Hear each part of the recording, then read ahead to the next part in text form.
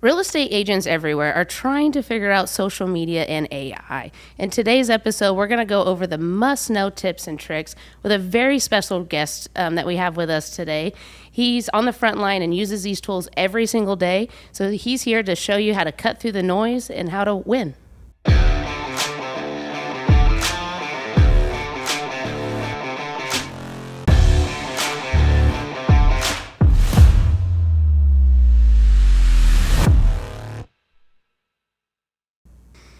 Welcome to the Open Books Podcast, where we teach all things going on in the real estate industry, helping you take the road less traveled.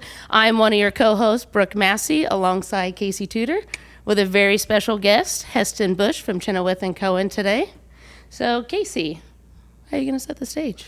You know, the old school way of real estate is dying out, and a lot of realtors are going to get left behind.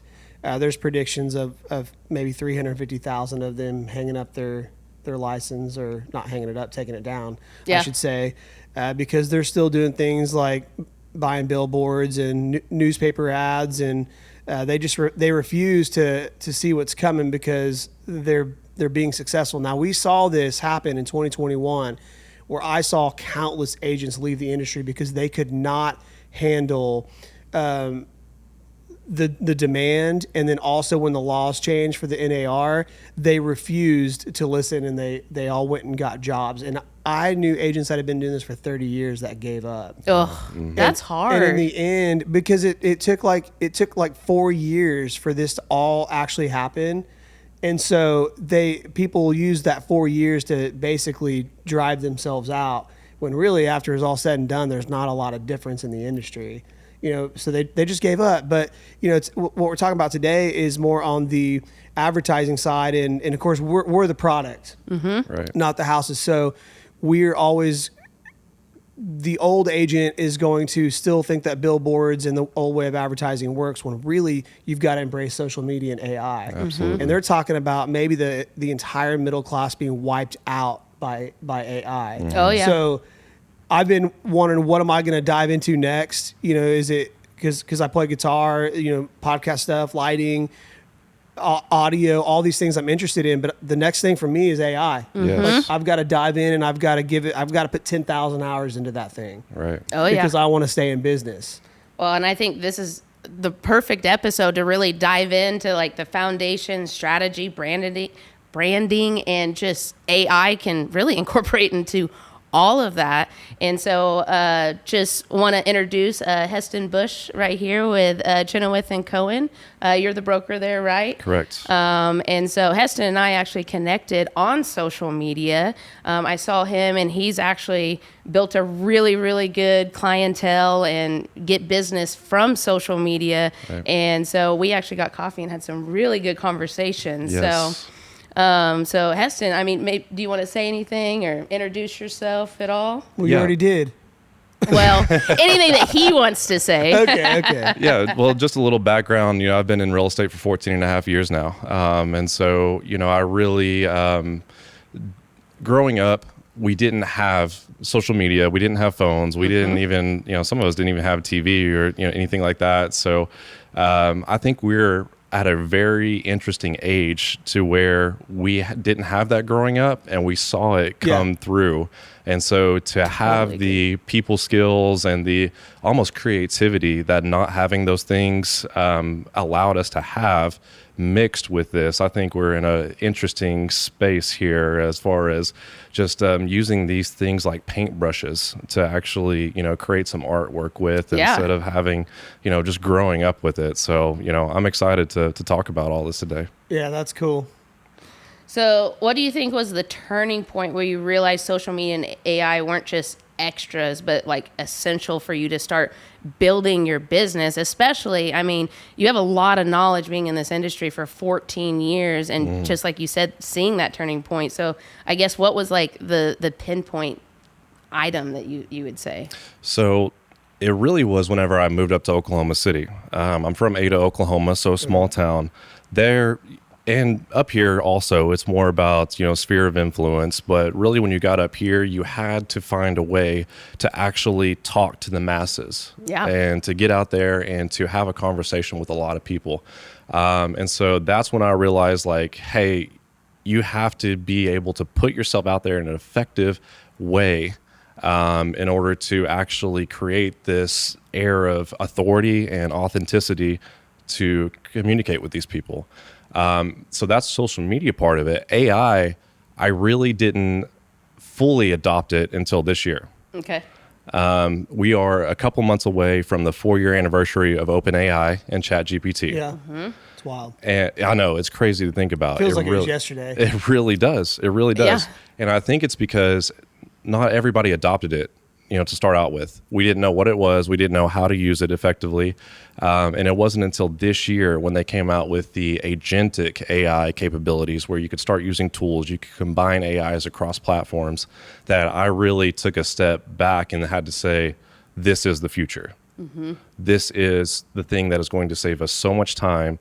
It's going to allow us to make our content more effective. It's going to allow us to serve our customers better, and in turn, just be better agents in general. So really this year, after the introduction of Make, AI, Zapier, N8N, after I started playing around with all those tools, I was like, man, when you go back and look at it, it's almost obvious that that was the next step. But until you actually play with it, it's like... Because it's intimidating. It is. And I think that's what a lot of people have problems with. I know I did. I've been talking about making social media videos probably for 3 years or more. And it wasn't until I sat down, really it was this guy over here, he kind of got into it too. And he started making a video and then made it simple. And then I kind of took some of the things that Casey taught and then figured out my own way, because I'm especially in real estate, I think most agents are like this, like things need to happen fast. Yeah. Like your client, you can lose a deal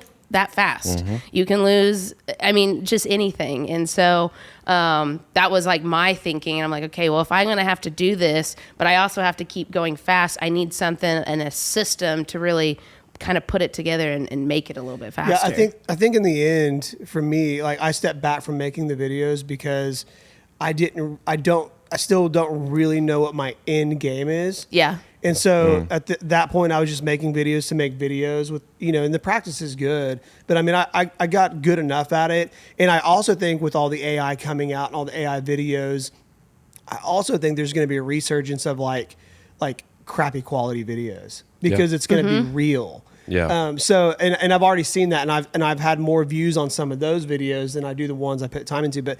And this is the disconnect that we have from people, for people like us who are okay with putting the work in. Like some of the first videos I made, I spent like 8 to 10 hours editing one video. Right. And then I wouldn't even use it. Yeah. And then I'm feeling guilty because like, man, I could have went and like called 10 for sale by owners and went to some appointments. And so it's like, I think what people have to realize with all this AI stuff is you have to know what you want to do with it in the end. Yeah. And the people who do, they're the ones who are going to really be able to take off with it because they have a goal in mind. Yeah. Instead of just doing it.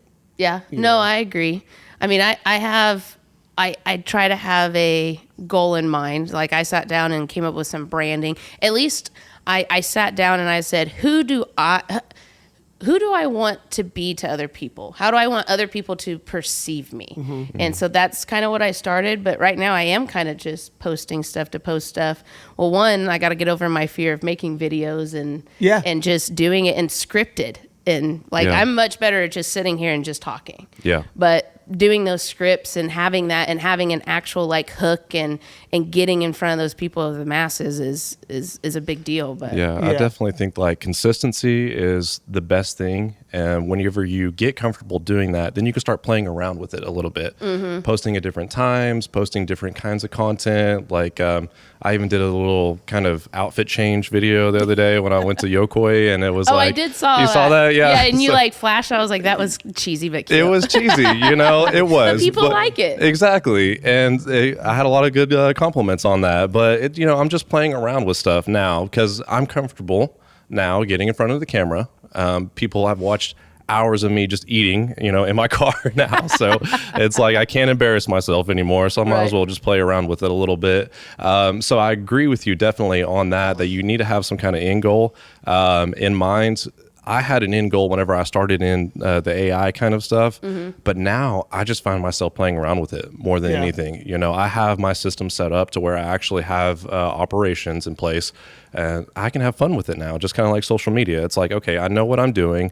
Now I can kind of play around with it, have fun, make little stupid videos or little workflows in N8N and just kind of just play around with it a little. And it's more of a hobby now than it is just like it started out as like I'm using it for business. Now it's just like, this is really fun, you know, and just play around with it. Well, yeah, because now I feel like everybody has an AI of some sort. Oh, like, everything. Like literally, like take this video and take a picture and we'll turn it into a cool video for you. And it's like, you know, there's just so much out there. But yeah, I get it. You gotta be careful too, because a lot of this, like, man, we're entering this like misinformation apocalypse. It's like, it's like you don't know what's real. Everything is exclusively for views, and so I've been wanting to do like AI courses, but it's like I just want to know, and I don't mind paying someone.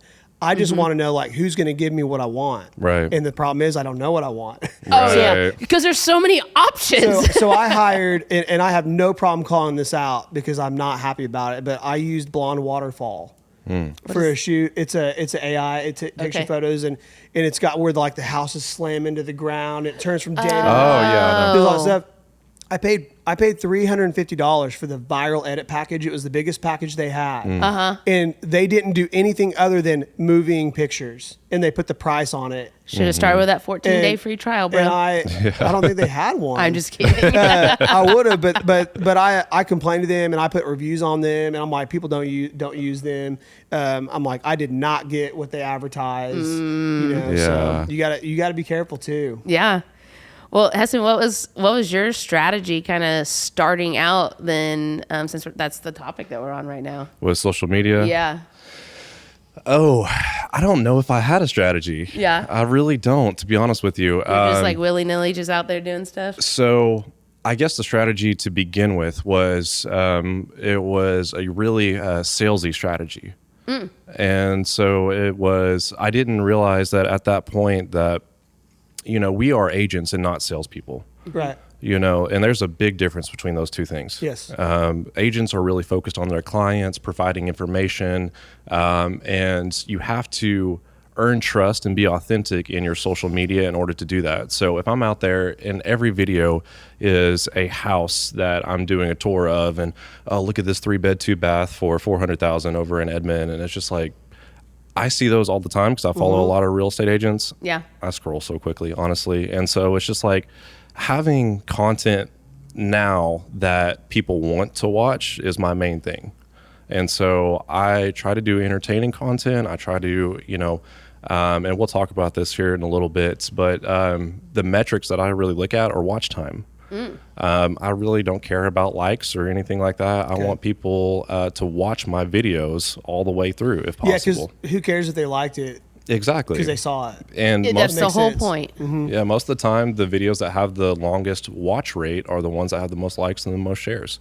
So that's my strategy now, is just providing entertaining content. You know, we have the 80-20 rule, which is like 80% content that is entertaining or educational or, you know, something along those lines. And then 20 of it is business. So 1 out of every 4 posts I have is something relating to business.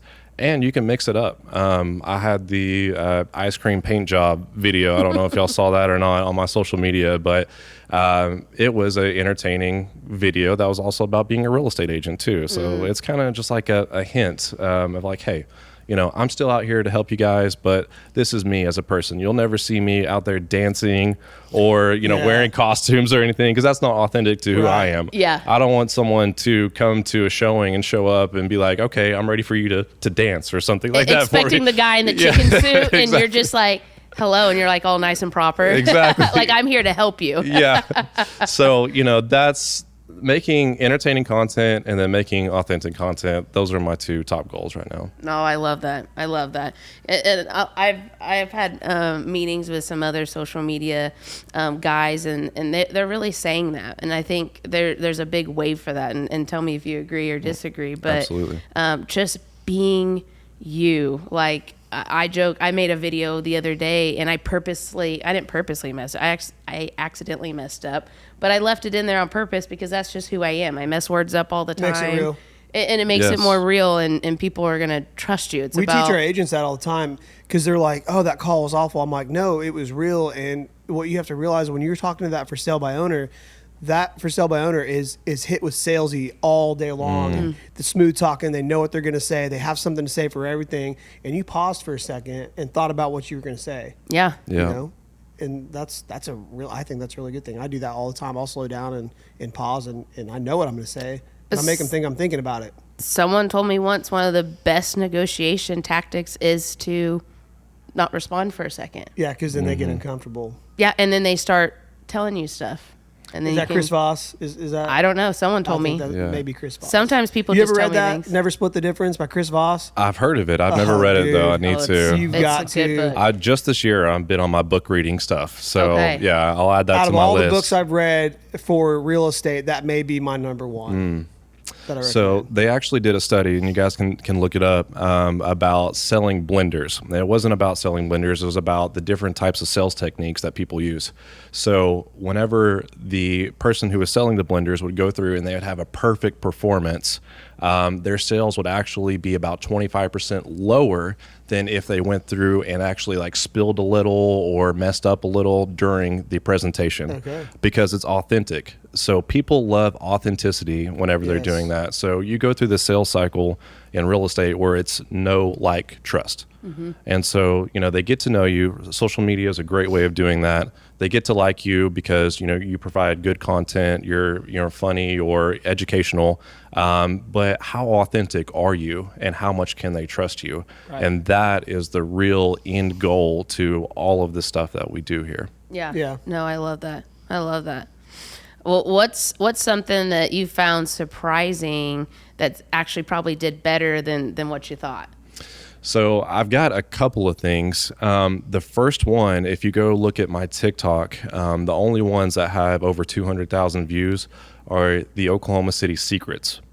And they're carousels. They're not videos. They're not anything like that. They're just carousels. So you'd think on TikTok that videos reign supreme. Yeah. But it's actually my carousels that do the most views and have the most interactions. And that's like new. I've been seeing some of that stuff Yeah. too. But I mean, I'll find myself and then I'm swiping a different way. Exactly. So It's it's so interactive. interesting. Yeah. It's kind of fun. You get to play around with it a little bit.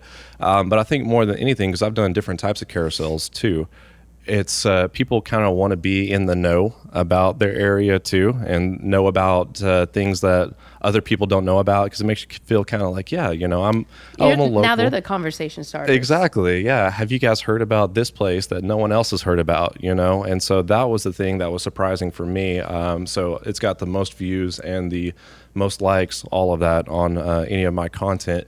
But the other thing was the ranking videos that I've done, ranking my top steakhouses or chicken spots or something like that. Those have the most views. And it also brings the most controversy. Yeah, I was going to say, it's your opinion. Everyone wants to know people's opinions, I feel like. Yeah, and it gets comments, and most of them are negative comments, but that brings interaction with it, and Yeah, therefore absolutely. it pushes it back out to the algorithm. So How many platforms are you on? I'm on YouTube, Instagram, Facebook, and TikTok. And what's the difference between the four that you do? Like, because obviously they're different platforms. Like, what do you do on YouTube? So YouTube is actually, I specifically do shorts. So it's Okay. essentially the same thing. I would like to do more long form content on there, and that's a goal of mine. But as you guys know, it takes hours to, film and edit and do all of that kind of stuff. Yeah, if you don't do it yourself, it's very expensive. Exactly. Yeah. Exactly. So, going to bring that more, but right now it's just the shorts. YouTube has actually been really good. Now, the thing about YouTube is you have to have a thumbnail. Okay, right. The thumbnails are the most important on YouTube. Yeah. And so this is something that I've recently been experimenting with, and it has had good results. So YouTube, you have to have the thumbnails for people to watch it. TikTok, I think TikTok personally has the best algorithm, because I'll have videos that are I don't know, a month, 2 months old, that suddenly have this recurrence of likes and shares and things like that. So they're good at pushing that content out and back out to the people who actually want to look at it. Now, Instagram and Facebook are interesting because I haven't cracked the code yet. I'll be honest with you. Yeah. Haven't quite figured out the algorithm and what works with that. I do a lot of carousels on there. And I post all my videos. Typically the videos get a little bit more views, but it hasn't been as receptive as TikTok has. So I'm still working on cracking that algorithm right now. Would you recommend, I know you got lots of questions, but I have questions. No, ask. Would you recommend that people dive in and try to master one before they just do all of them? And I think I should phrase this question more of, not for necessarily for someone like you who's like kind of in the game and wants to do all of it, and you understand it, but for someone who's like wanting to start and dig into it, do you recommend one, and is there a certain one that you'd recommend if so? I would recommend TikTok mainly because I like the algorithm so much, but I don't think that necessarily you need to like master one or just focus on one. I would recommend that you post organically, and what I mean by that is you post manually on there instead of using a platform. I have used Metricool in the past and other platforms to schedule my posts. Seems like when I post manually, even if I schedule that post manually to post at a later date or time, it still gets more views and interactions. So that's something that I found that's interesting. They seem to like when you post manually on there. But as far as focusing on one type of platform, I would say go ahead and play around with all the platforms to begin with. And the main thing you need to do is go back and look at what videos are actually working and redo that. So kind of redo the same video? Redo the same thing, maybe even the same style, same content, that kind of thing. I love that advice. Yes. Because I tell all my agents all the time, and I actually got this from an agent that I mentor, and she told me, she's like, Brooke, I just copy everything you do. Yeah. And I was like, I thought about that, and I was like, because, I mean, she copied everything I did, everything I said. If I made a social media post, she made a social media post. And then I started thinking about it. I was like, I kind of do the same thing. It's like, because, I mean, if you're struggling with trying to think of being creative and stuff like that, like, don't reinvent the wheel, especially if you're trying to start, like, just copy what somebody else did and just see what happens at that point. Get comfortable. There's no shame in it at all. I mean, we're all on there to essentially, even if you look at yourself as an influencer or not, like we are influencing people every time we post, and that's kind of the point, is to influence people's thoughts or, opinions about us or, things like that. So yeah, go research what works, especially what works for you. So, I would suggest if you're getting new to this, try to do a 90-day challenge where you post once a day, 90 days. And then after those, you guys and different types of contents, carousels, graphics, videos, all kinds of stuff. And then go back after those 90 days, look at the analytics, look at the ones that have the most views, and then go back and just redo those and focus on those. I love that. I'll touch base a little bit on Facebook and Instagram. I'm not a pro by any means, but I will say Facebook in general. I think Facebook is, I think everyone could probably agree, like, that's where grandma's at. Yeah. So it's kind of like the old school. It's like the OG of all the social media platforms. And something I always train our agents on is it's called social media. So go be social. Absolutely. So even if you're so intimidated of making videos, like, totally get it. You got to start small. And I'll give a tip on making videos. But with Facebook, like, if you guys are thinking about, like, just how do I get to the masses versus just going to one for sale by owner, Facebook is the best place, I think, to start, because then you can just get on there, start talking to people. You don't have to make videos. You guys can get into groups. You guys can post houses. I mean, there's a lot of stuff that's like, Facebook's very like pro real estate agent, I think, to a certain extent, for like the newbies. Like, just like I said, just get used to it. And you can, Facebook also has reels and just like TikTok and stuff like that, and Instagram, but just start there and just be social. I want to jump back real quick because of what I looked up. about copying others. And I'm a musician, obviously, so this is why I'm going to use this analogy. But there is a song progression that there's over 300 mainstream songs that use the exact same progression. Is it the 4 chords? Have you heard the 4 chord song that comedy band does? Yeah, where they go through. It's that exact same thing. Exactly. But what they do is they take that same 4 chords, because those chords, those progressions, there's only 12 notes in music, so those progressions make you feel a certain way. And so, but the thing is, when you listen to all those songs, every song makes you feel a little bit different because it's that person's taste on it. So just some quick examples that share the same one is With or Without You from U2, Let It Be from the Beatles, Someone Like You, Adele, Poker Face from Lady Gaga, No Woman, No Cry, Bob Marley, Don't Stop Believing, Journey, Perfect from Ed Sheeran, and Demons by Imagine Dragons. Yeah. And those are all different genres and all different styles, but it's the same thing. I love that. Interesting. Yeah. Great analogy. Yeah, so don't be scared to copy, because that's what we're hearing. You make it your own because you are your own person. Oh, I tell anyone listening, I don't care if you're an agent with me or an agent somewhere else or an agent in California. Like, I don't copy my videos. Yeah. Like, just Yeah. just do it. Just start somewhere. Okay, I've got to. This is what I want to learn or hear from you today. I want to learn what workflows are you talking about that you're doing in connecting platforms, because these are the things I'm interested in. It's like, To set it and forget it, kind of. yeah, I want to set stuff and forget it. I don't know what even really the possibilities are. I know, I tried to basically make like a website with ChatGPT and told it what to put on it and search functions, and then it never worked. Okay. So these are the things I'm really interested in. Okay. I'm giving away secrets now. Okay. Okay. So in N8N, Record. I don't know if you guys, have y'all played around with N8N or Make.com or Zapier or any of those? Okay. We're familiar with Zapier. Zapier. We Yeah. know that can connect some platforms. Yes. I hate Zapier right now, though. Loop is open API.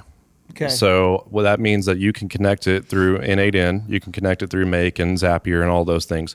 So you can have your contracts put into N8N or Zapier or Make.com, upload those to your Google Calendar, and then your Google Calendar can be pulled into your email and send out automated emails. And so I have automated template emails that go out that are pulled from my Google Calendar, that are pulled directly from the contract. So whenever I sign a contract, I upload it, it adds it to my Google Calendar, and then it sends my clients and I emails that says, hey, your inspection period begins, your earnest money is due, your earnest money has been deposited, your earnest money, your inspection periods are over. You need to go ahead and, find insurance, you need to, order these inspections, that type of thing. Okay. So that's one workflow that I have that makes it really You totally easy. need that. Yeah. Yeah, makes it really easy. Clients love it. They appreciate, the follow up, and it's not even anything that I actively do. Yeah. I just sit there and upload the contract. Now, Does it do you dirty? not really. Okay. No, I mean, it hasn't yet. Okay. I've gone through a couple times where, we had already negotiated TRRs. Yeah. We had already negotiated, TRRs or inspections, and Okay. then it alerted them like, hey, your inspection period's over. They're like, oh, well, we already got through, so I see. sometimes I have to check it or go adjust it Okay. in my Google Calendar, because it pulls from that Google Calendar. So as soon as I go through and we're done with our inspections or our TRR, I pull that forward, and then it automatically hits that email and shoots it out. That So, makes sense. I assume you can do it with Outlook too. I don't know. Okay. Yeah, I would assume so, because you Okay. can hook up, GPT and stuff to your Outlook and your calendar.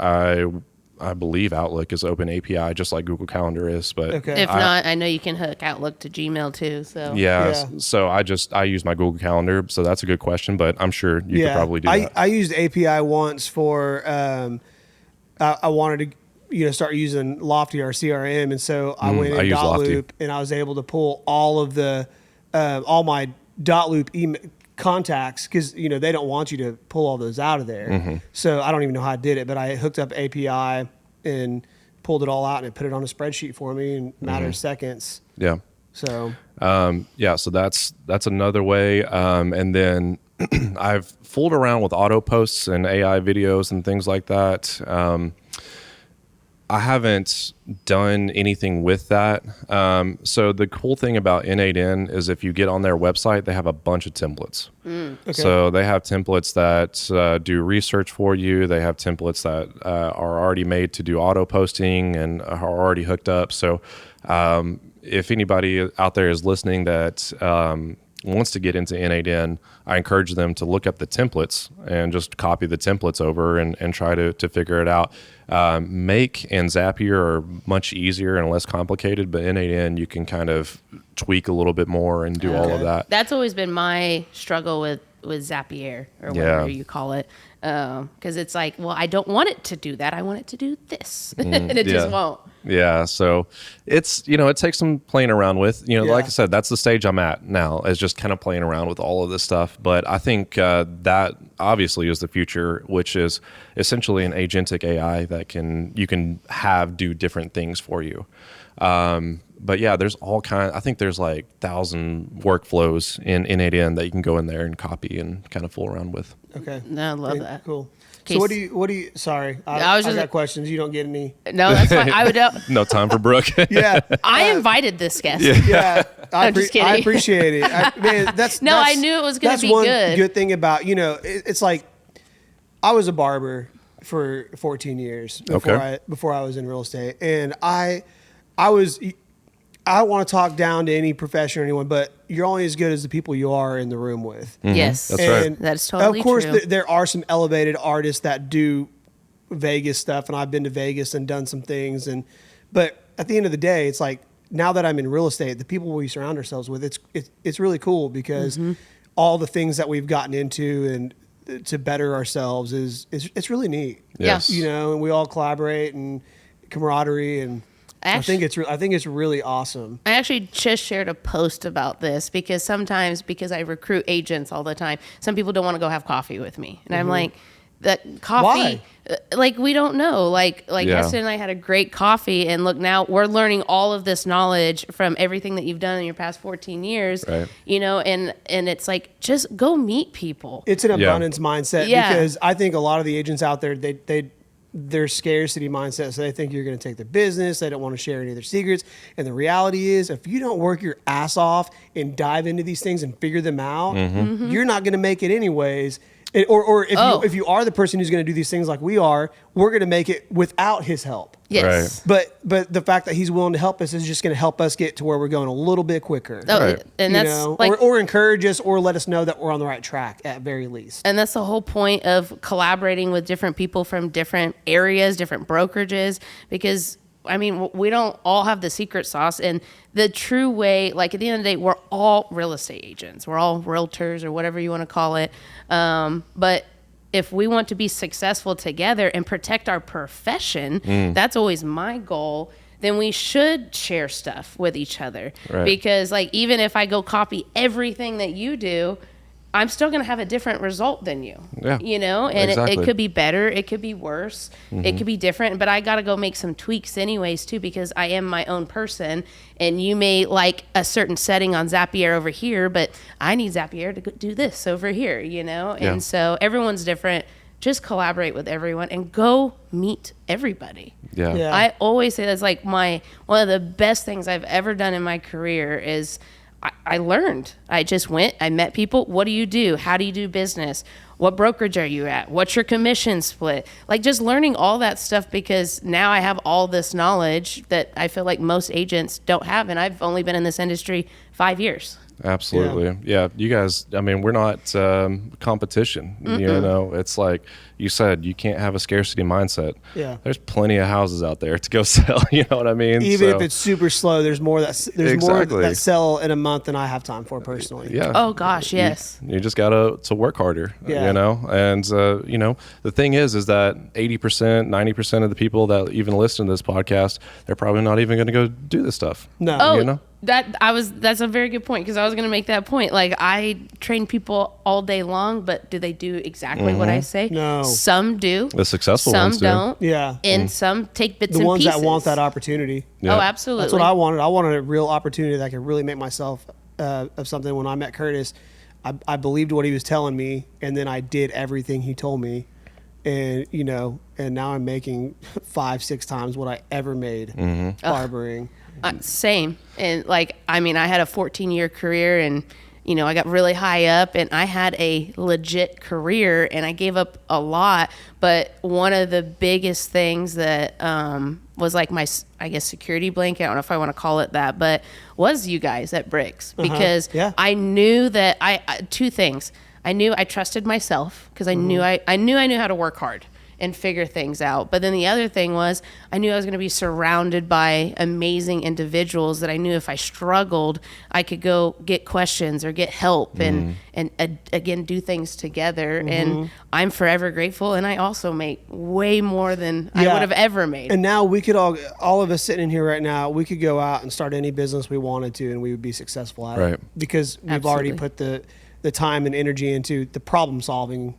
Is really all it is. It's just the work. Yeah. It's just the work. So speaking of problem solving. Yes. What do you see? Yeah, I do. I don't know, like, what's going to put me out of business if I don't adopt, and not just AI in general. Like I want something specific that you would see if we don't get on it, like it's going to affect us one way or another. Very, very good question. So again, we're, a couple months away from the 4-year anniversary of ChatGPT.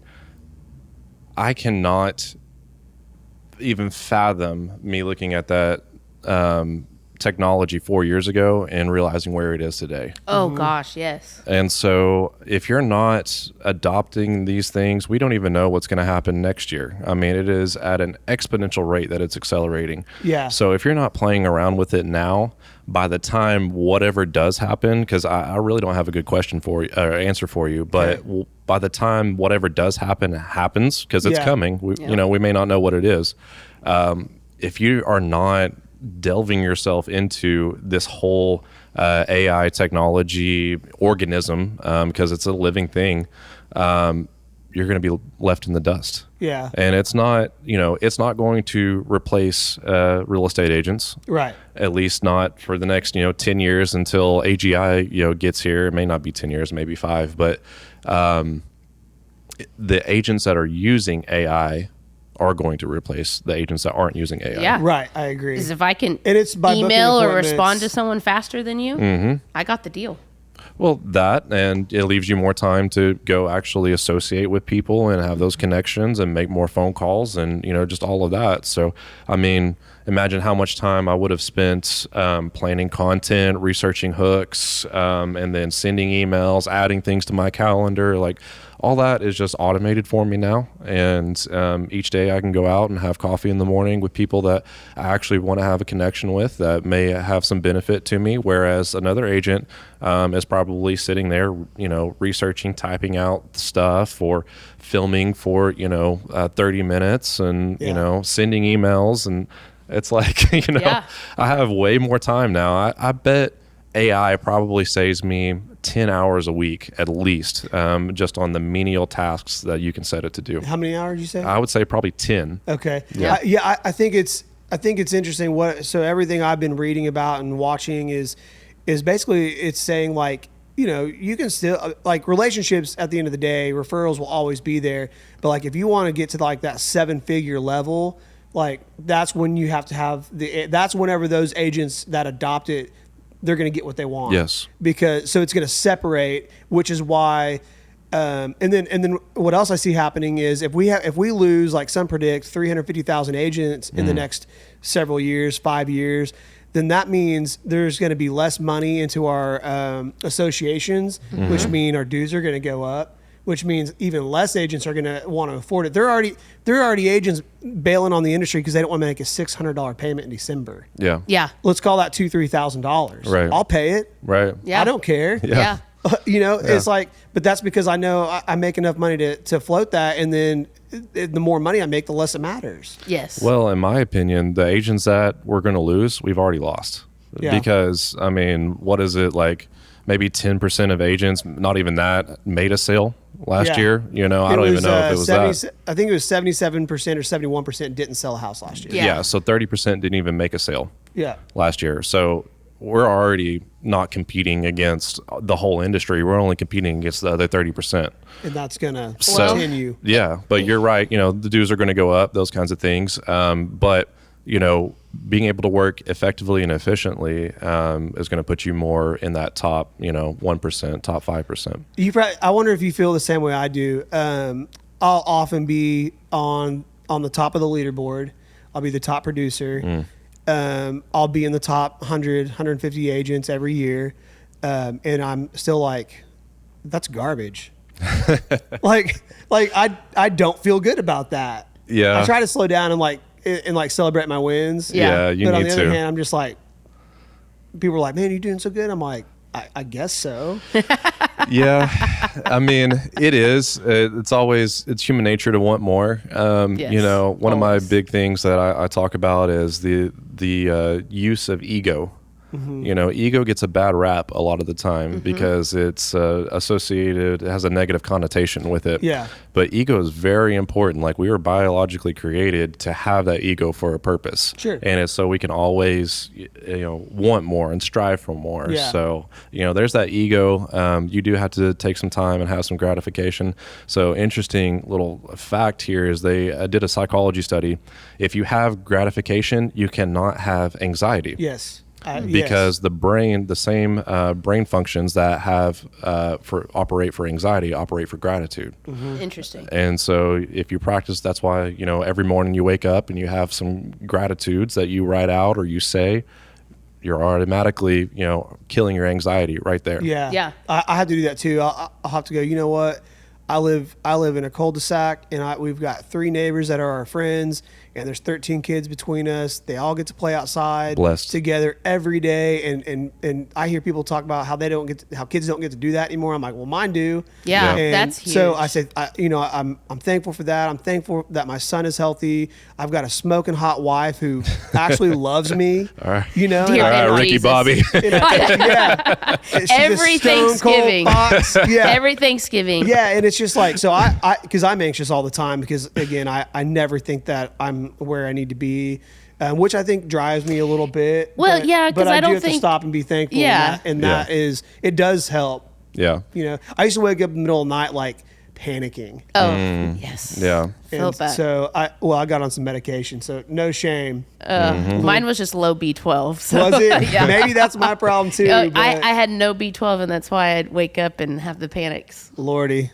It was bad. It was rough. This is not on the topic, but I am about to start hydrogen peroxide therapy. You heard about that? I haven't heard about that. No. It is food grade peroxide, and they don't want you to know about all this. Of course not. They've treated doctors. You're going to learn about it on this Yeah, podcast. because I'm passionate about it. But I've many countries. India was doing it for years and years and years until Great Britain hired some fake doctors to come and tell them that people were dying from it, so they stopped, and then they bought all their medicine from Britain.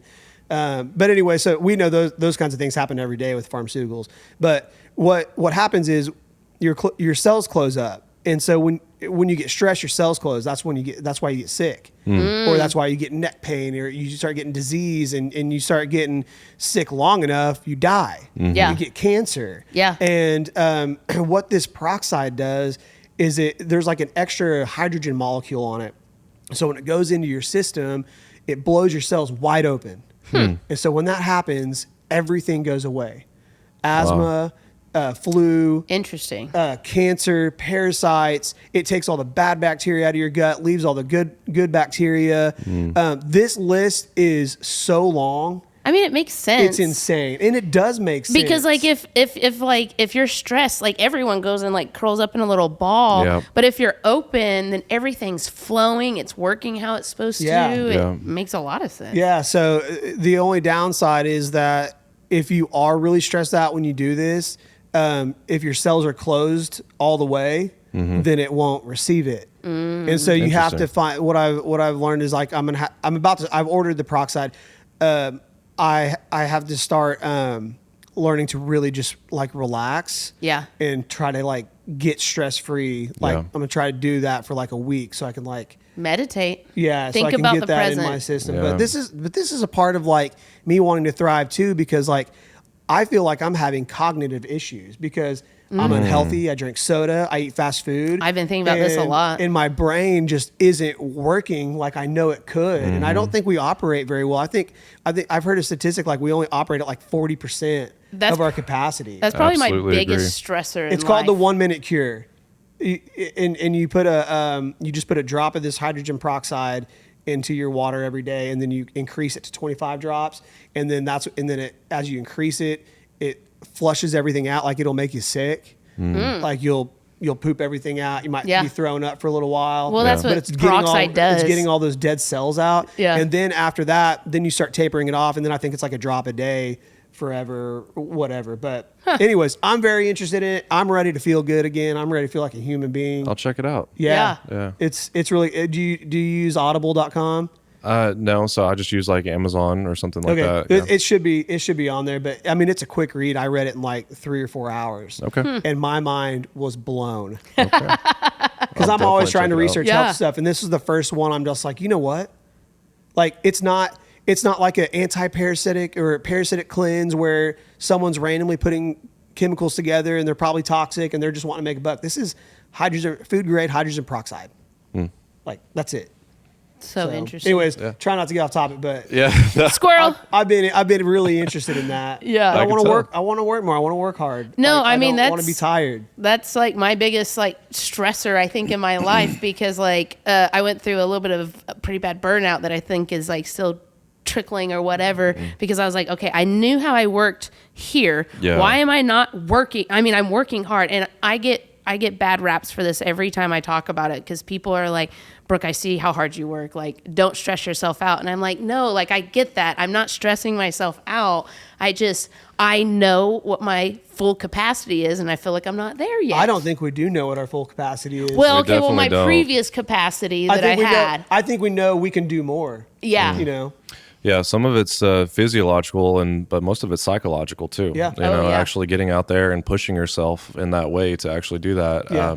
As far as the physiological side, I've been taking NAD+, which is, it helps you with your mitochondrial health and all of that. So I look into that. I do a little 10 milligram injection every morning, and it's helped me a lot. And I feel like, that fog, you almost have it's like a dull pain. I don't know if y'all have this too, like in your brain, but that has all gone away. So Interesting. might be something that y'all look into also. Yeah. Yeah. Awesome. I love that stuff. Yeah. No, 100%. The older I get, the more I'm into it. Because obviously, I is drink. wealth. Do you drink energy drinks? Oh, 5-hour energies are like Okay. so I don't drink coffee. I don't drink anything like that, but I do have a box of 5-hour energies next to my bed. So I wake up and I'll pop one and man, I'm ready to go. Man, those things are so nasty. I kind of like them, but I drink energy drinks for 20 years. Wow. I woke up one day and I went, wow, I've had one of these in my hand for 20 years. Yeah. Yeah. And I did it when I was barbering too, because it's like, you just want something to drink to like get you through the day. And man, I'll tell you what, when I quit drinking those, I felt so much better. Like I don't get as tired in the midday because I don't get that crash from it. Yeah. In fact, right now when I'm trying to get off, like I kind of winged off with like Coke Zero, which is not much better. Yeah. No. Coke but- anything. Yeah. But I'm gonna get off caffeine altogether. I just from everything I've read, it's like there's studies that say caffeine's good for you, coffee's good for you, but I think you'd be better without it. Power to you, man. I'll work on it, but I don't know right now. I think if I do this hydrogen peroxide therapy, I think maybe if that wakes me up, Yeah. it gets me running better than. Then he's going to sit down and make all these AI systems and social media videos. Yeah. Be like, we did this podcast and this is Yeah. all I learned and I just hooked up my dot loop to this and now all And I this did happens. it in 30 minutes. Well, let me know how it goes. I'm interested to hear dude, how I'll it keep you is. updated on it for Okay, sure. cool. For sure.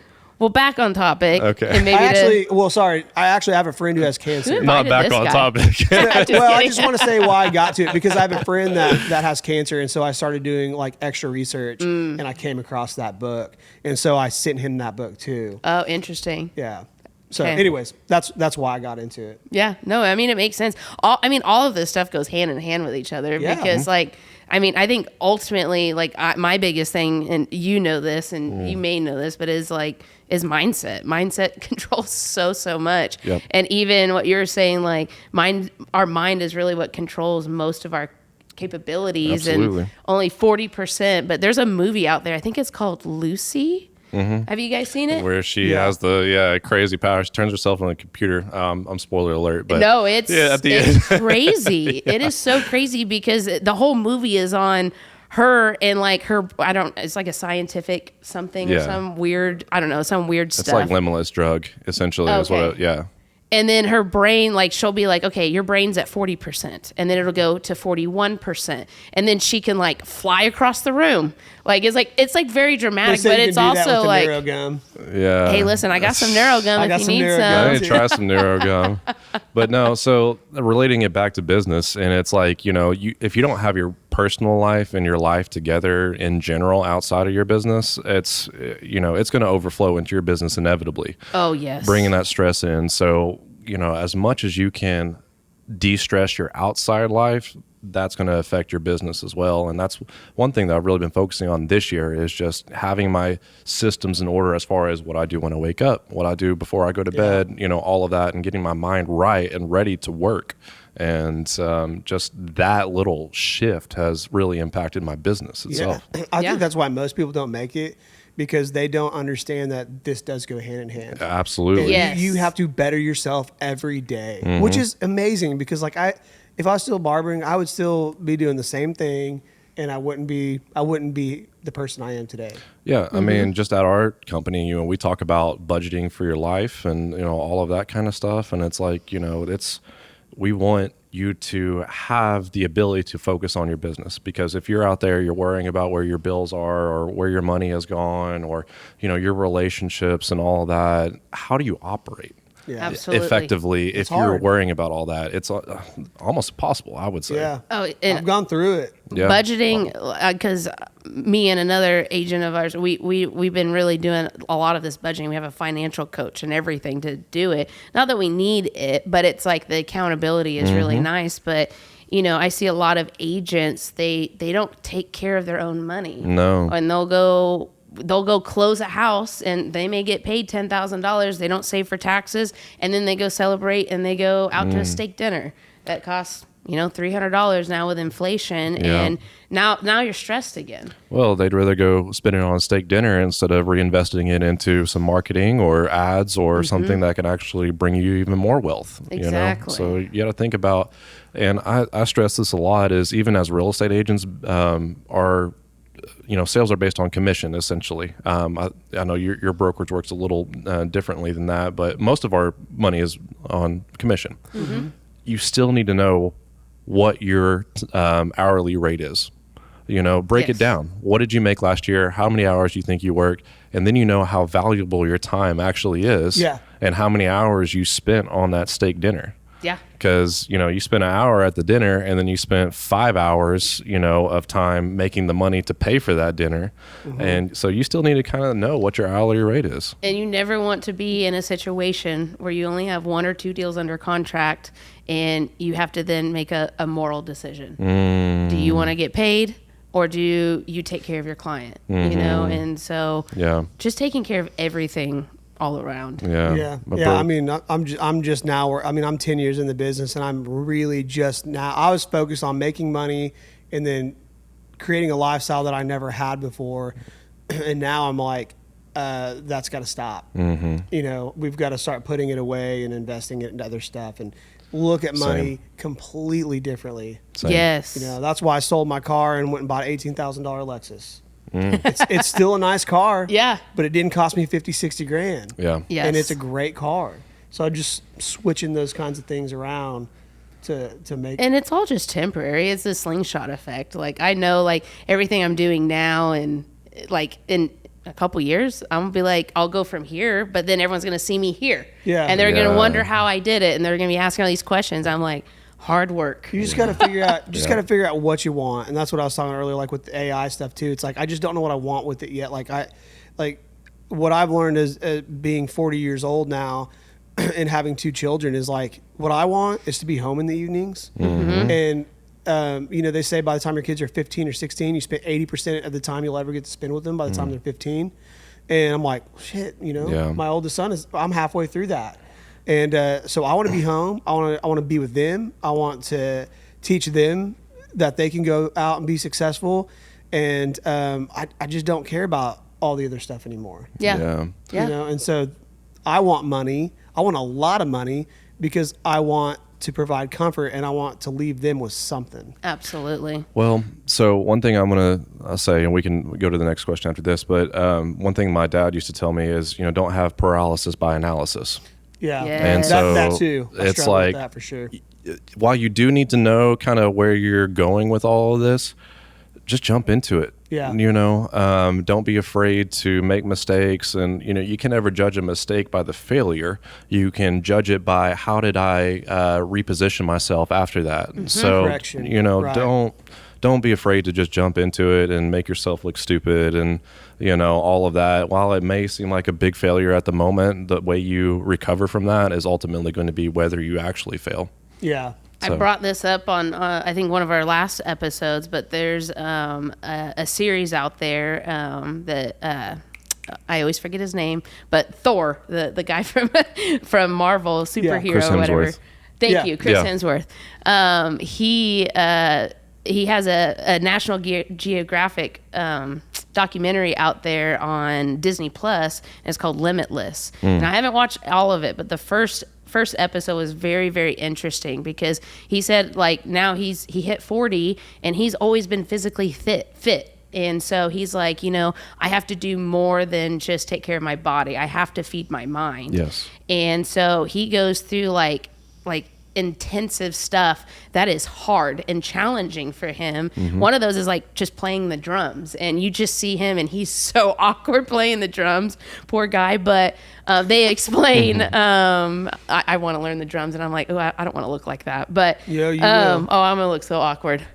Oh, it's impossible. I could never do it. But the whole point of it is that in there, and there's like a doctor and a scientist, and they explain like what's happening to his brain while he's learning everything. And they talk specifically about failure. And so like our brains, they are wired. Like that's truth. It's not just like a saying, but it's wired. So if I go pick up this coffee cup, my brain is wired and to know to make that easy for me. Yeah. But when failure happens, it's not actually a bad thing. It feels gross, but that's actually your brain, when your brain actually works the most in order to learn. Is because it's like it gets frustrated and it's mad. Why can't I pick up this cup very easy? And so it starts to rewire itself and rebuild those like neurons firing till eventually picking up this cup is very, very easy. Increases your neuroplasticity. Yeah. So I was like, that's a really good take on failure. It is. And it's like, now I want to go fail some more. Yeah. No pain, no gain, man. We heard that for our whole lives. Oh yeah. But like people, I don't know, there's just like this, I always like look further into what people always say, like what's the truth behind it? So I can understand what's it. the reality? Because if you understand things versus just hearing things, then It's like choose your heart. sometimes it's easier to start essentially. But Yeah, right. but no, I figured we'd just wrap up with kind of a final question. Okay. Just a takeaway for our listeners. Like if someone only had 30 minutes a day to focus on social media and AI, how would they spend it for the maximum impact, you would say? Yeah, absolutely. So the main thing is if you only have 30 minutes, if you're trying to do 30 minutes a day, so let's say, Sunday through Sunday, spend 2 of those days planning.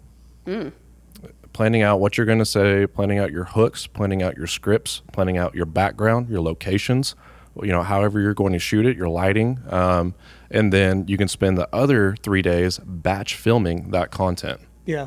So, I mean, you can shoot, I would say probably maybe 3 5-minute videos in 30 minutes because inevitably you're going to mess up and have to and all of that. So, do that. You may have to even use one of those days editing all of that, 30 minutes editing all of them, but batch planning and then batch filming those other days. And then the last one you can use for posting or editing or something like that. But I had a point that I wanted to bring up, which is, and it's a question. Have you ever sold a real estate, house or anything without having a conversation with people? You never have. No. And so the main thing and my agents are probably rolling their eyes because I say this all the time in my brokerage, but the main thing that we are doing as real estate agents that get us the most business is having conversations. You will not have a single conversation with anyone and get it through a transaction. You always have to start with a conversation. So social media is more or less about conversations. And so really, I don't care about likes. I don't care about shares. I don't care about views. How many conversations did that piece of media create me that day? That's all I care about. Did I have a DM that said, hey, that was a great video? Or did I have a DM that said, hey, I'm looking to buy or sell a house in Edmond or Oklahoma City? So framing your videos around opening up that conversation with people is the most important thing in your social media content. That's cool. And would you say you get the most, hey, we're ready to buy a house from TikTok? Did you get the most leads from TikTok? So actually, one of the ones that I do, so if we're talking about social media in general, not just content creation, active scrolling. And what active scrolling is taking some of that time that you waste on social media, just, scrolling through it. How many hours a day are we on there? But looking for opportunities to help someone or compliment someone or, if they have a life change, if they're having a baby, if they're having a wedding, if they're celebrating their anniversary, say, hey, that is awesome. It really is awesome. I'm happy for you guys. And, let me know if you ever need anything from me. I love that. Yeah. That's not salesy. It's not salesy. It's not, hey, I'm a real estate agent. Do you know anyone buying or selling a house? Yeah. That's a great way to get started, but up the game. For sure. So more than content creation, more than posting on a platform or what time you post, that's the most important thing is just having those conversations, being genuine and authentic with people and letting them know that you're looking, you're paying attention, and you actually care. Because in the end, as humans, we like attention. Right? Oh, yes. And we love knowing that people care. So, if I had one thing to take away from today, it's, having those conversations. So whether it is active scrolling, you DMing people, being authentic with them, or whether it's through your content, finding a way to actually open those people up to DMing you or having those kinds of conversations is the most important thing you need to focus on. I love that. It's a numbers game. Try to get in front of as many numbers as possible. Absolutely. Well, I think most people are trying to avoid that. So that's why they're in the 87% failure rate. Well, they avoid conversation at all costs. Well, then you chose the wrong career. You definitely chose the wrong career. Yeah, because you'll never sell a house without a conversation. So the more you can have, the more successful you're going to be. You follow Ricky Cruz? I don't think so. Oh, no. dude, you got to follow him. You'll love him. You'll Ricky love him. Cruz? Yeah, he just, that's what he drives home every day. And he's like, I don't care what y'all do, but the more conversations you have, the more money you'll make. He makes really good videos on Instagram. Very blunt. I'll follow him. Very just like, look. He's just like straight to the point, no bullshit, just do this or you're going to suck. Yeah, he's like, when the NAR stuff, he's like, give me any system. I don't care. I'll outsell you in any system.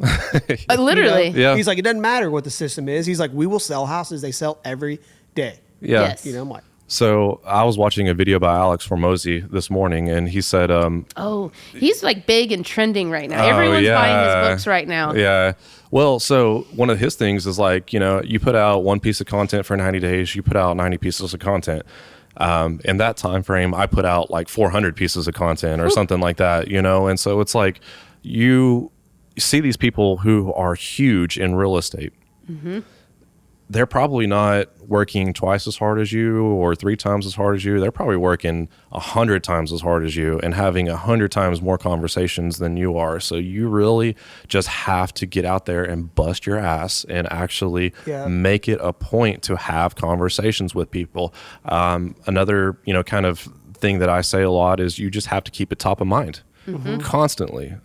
Obviously, you want to have that piece of you in the back of your brain at all times. So if any opportunity arises, whether you're at birthday or whether you're at a Chamber of Commerce event or whether you're just out Birthday at a party. birthday Kids' birthday party. party. Yeah. I mean, we've got a list of 200 ways to build your sphere of influence, but it's also 200 ways of having conversations with people or Yes. people that you can have conversations Yeah. with. My hat does that alone.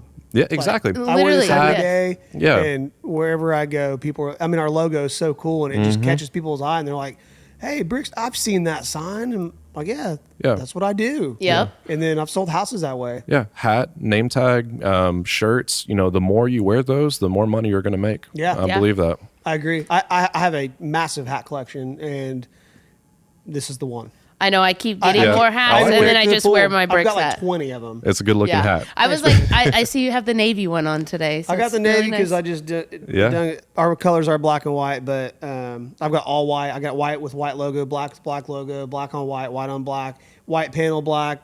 I mean, everything it's- I've got. It's anything, like any kind of, and put this in your videos too, like where you're branding. But people love to read stuff. Like Yes. there for a while, I need to get back into it now that we're talking. But I used to have like cool shirts that would say stuff, and people would stop all the time, and I could tell they're reading my shirt, and then I would just like pull my shirt out. You like what and you then see? and we Yeah. start a conversation, and Yeah. they're like, "What is this about?" Or Yeah. I had one that said it's closing day, and people ask me all the time, like, "Is it closing day?" I'm like, "No, but do you want it to be?" Like, no. Every day's closing day, baby.